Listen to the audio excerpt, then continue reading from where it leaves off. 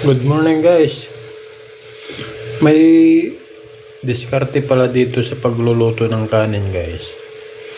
Diba pag ginugasan nyo na to, ako inugasan ko 3 beses eh.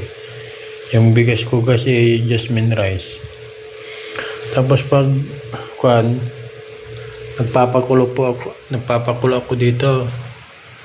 Yun yung ilalagay kong tubig guys. Tignan nyo guys, oh. Wala pang 5 minutes yan. O naluluto na.